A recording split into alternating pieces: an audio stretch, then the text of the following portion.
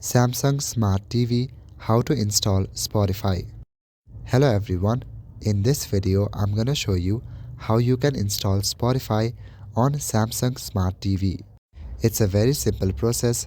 Let me explain. Firstly, turn on your TV. After that, on your remote, you should see the home button.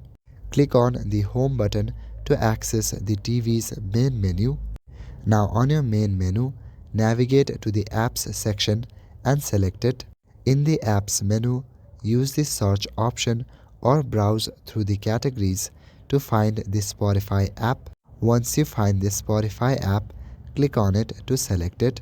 There, you should see the option called Install. Click on the Install option to start the installation process.